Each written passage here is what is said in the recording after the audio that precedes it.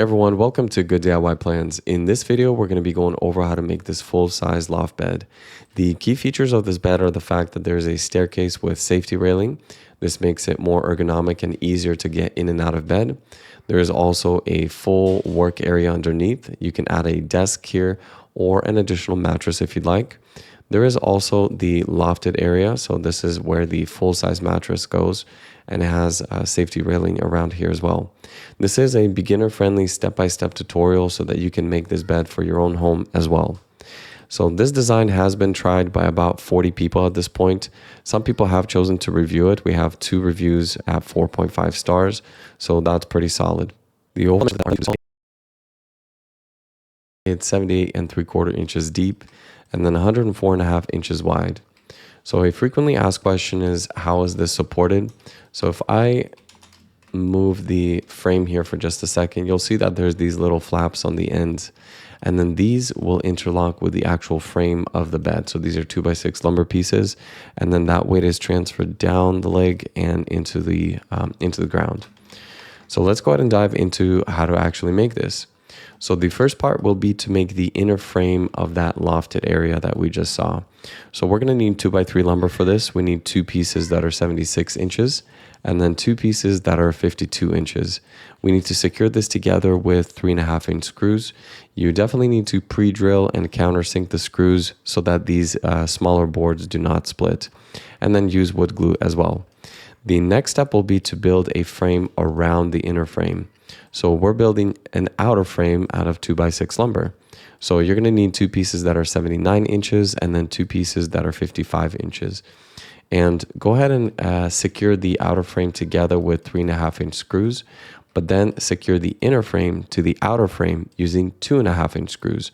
The reason why we're using 2.5-inch screws is so that these screws don't poke through to the other end.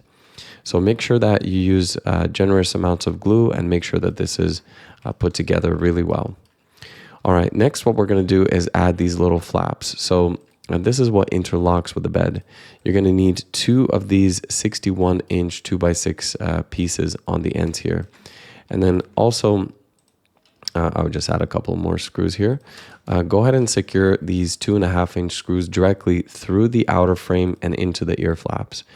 Use plenty of glue. Make sure that this is nice and secure. All right, the next step will be to add the bed slats. So these are going to be 55-inch long 2x6 pieces. And then the first one and the last one here, they're actually going to butt up directly up against the outer frame here. So secure them with 2.5-inch screws, pre-drill and countersink this. The distance between the slats is 2 5/16 of an inch. So what I would recommend you do is use a spacer and then start from the outside pieces and then just work your way in. And then in the center is where you're going to have all of those pieces meet. This way everything is nice and even. Next, what you need to do is go ahead and stain or paint these components. So this will be a pattern we're going to follow throughout the whole build. Once you build a component, this is something that you can take outside of the garage, paint or stain it, and then you're going to bring the finished component into the room for final assembly. So the next step will be to make the legs. So the legs are made out of 2x6 lumber. We have a 72-inch long piece here. And what we're going to do is we're going to cut 2 notches into the 2x6 lumber piece. So this is where the frame and the cross piece are going to interlock. So the first one is at 11.5 inches. And then the bottom one here is 20 3/16 of an inch. So go ahead and cut those out. These are going to be specifically 1.5 inches deep and then 5.5 inches wide. The reason why is that's the dimensions of a 2x6 lumber piece. If you are going to be planing down your 2x6 lumber boards, that's going to change slightly, of course. So probably the easiest way to make all 4 of these legs is to actually take your 2x6s and then clamp them, and then use a miter saw that has a stop feature and a sliding feature. You can set the depth to 1.5 inches, and then what you can do is you can make your markings and then just slide the saw back and forth, back and forth, back and forth, up until the entire kind of area is carved out. It'll be pretty rough, so at that point you can use a sanding block or a sander and then just make those grooves nice and smooth. It's very quick and a very efficient way of doing that. So the next part is to take two of those leg components that you just made and add a 61-inch 2x6 lumber cross piece. So go ahead and secure this with 3.5-inch screws, pre-drill, and countersink, of course. You're going to make a total of two of these identical H leg frame pieces. So the next part is going to be to bring the components into the room. So let me just put this up here a little higher. So again, go ahead and stain these legs outside of the room. Once that's ready, you can bring all the pieces in. So secure the frame you just made in the previous step to the legs. So use 3.5-inch screws, pre-drill, and countersink that. Then go ahead and flip it to the other side, and then also do the same thing. Make sure you're adding glue. So we are basically locking in the frame into that secondary groove that we made, right? So that frame goes directly in that groove and locks in. So go ahead and place the loft bed in its final kind of resting place. At this point, it's going to get pretty heavy, so you don't want to be moving around the room. The next part is going to be to make the staircase. So this is going to be using 2x12 lumber. So you're going to need a piece that's 120 inches long, ideally. And then we're going to have a component that's going to be used for a template, and then the component that's going to be used for the actual staircase. So the template here, we're just going to use a little part of it, about 8.5 inches. We need 37.1 degree cut. So most miter saws are going to be capable of cutting this specific angle. And what you're going to do is you're going to take your remaining piece, and then you're going to label side A and side B. Next, what you're going to do is you're going to take that blue piece that you cut from this. So this is going to be like your template that you're going to reuse. And you're going to start on the end here, 9 inches away from side B. And what you're going to do is you're going to place it and then trace with a pencil, right? You're going to trace out these components here up until you get to the very end. You should have about 4 13/16 of an inch left on the edge here for side A. So here's a visual kind of representation of that. Next, what you're going to do is you're going to further modify this board. So this looks a little bit more complicated than it really is, but all you're going to do is for side A, you're going to add an additional kind of triangle here. So measure 4 13/16 inch from the edge here, 6 3/8 here, and then just make a line. And then same thing here, 6 7/16, and then 4 7/8, and then make a line. And then on side B, what you're going to do is something similar. So you can take a little screenshot here, and then you'll be able to draw those additional lines. Next, what you need to do is you need to cut this out. So we're going to be cutting away all of the blue parts, and we're going to be leaving just the white parts. So what you can do is you can use either a jigsaw. If you do want straighter cuts, you can use a circular saw.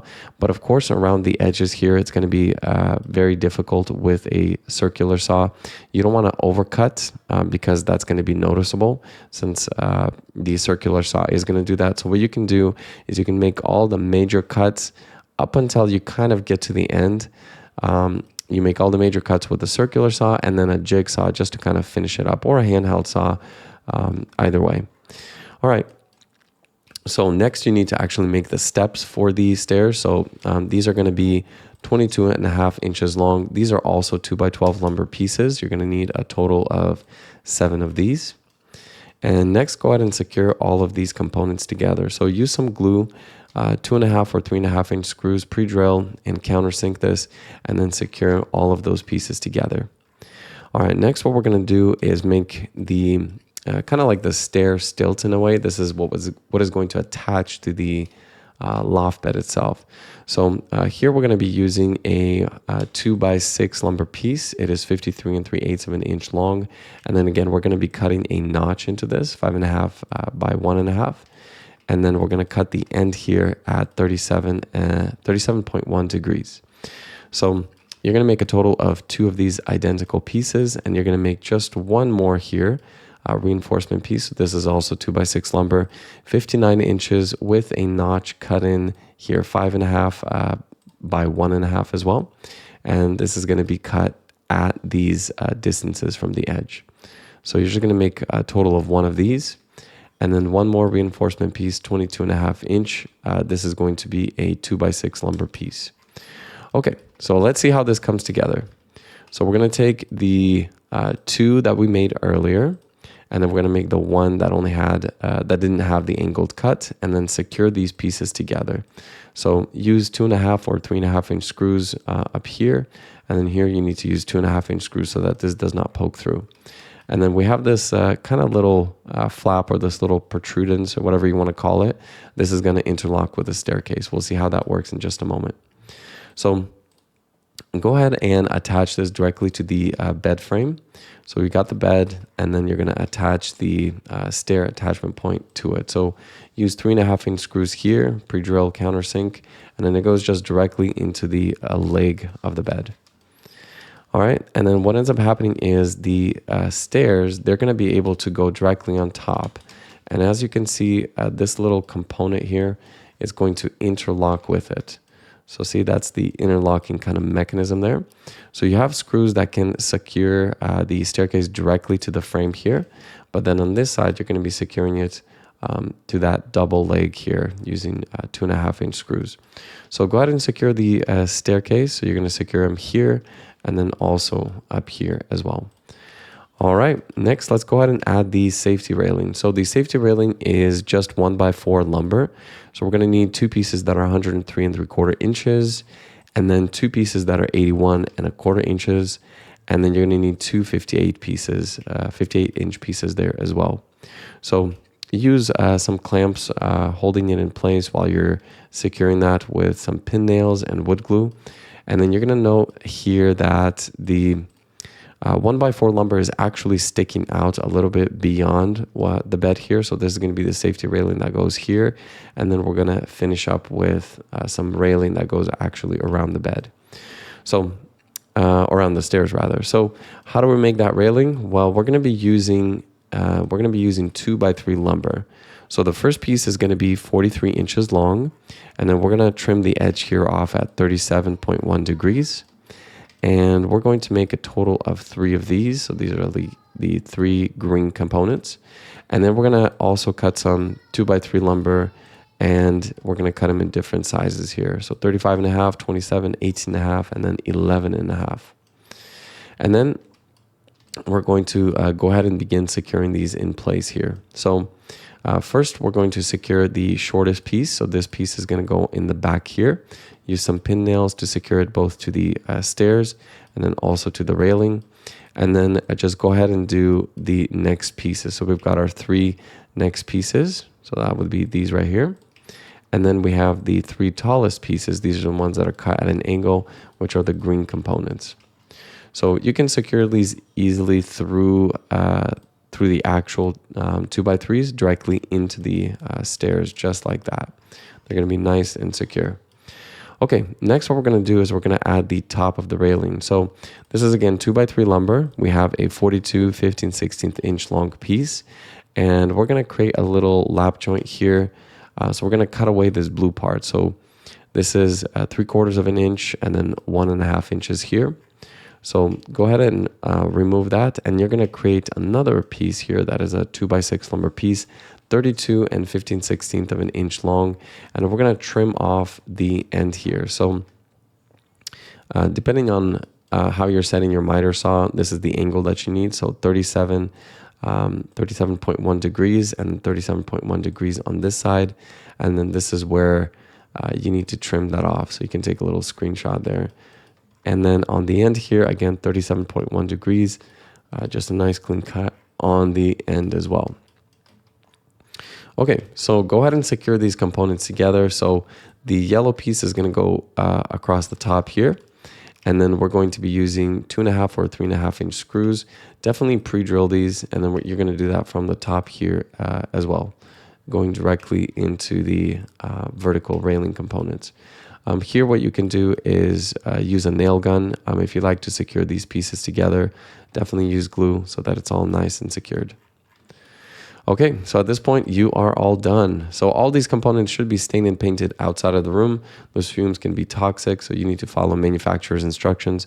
The only thing that you can do additional at this point, if you like, is you can secure the bed directly to the wall of the room. So if you'd like, you can either secure it through the legs here. You can use a long enough screw to go into the studs of the room. So you can secure that at multiple points. Or you can use L-shaped brackets to secure that. This is, to make sure that there's absolutely no wobbling and that this is just dead solid. For those of you who are ready to build the full-size loft bed, I do have the DIY plan linked below. It is much more detailed. It goes into the shopping list, the cut list, the cut diagrams as well. This allows you to optimize on your lumber usage. There's a tools and materials list as well with helpful links so that you would be able to get everything that you need for this project. Of course, the step-by-step instructions in much more detail. So this is something that you can print and then work offline in your garage. That way your phone or laptop doesn't have to be in there with all that sawdust. I do appreciate everyone who supports good DIY plans. I hope you guys have an awesome day. If this video was valuable to you, check out the next project on the screen.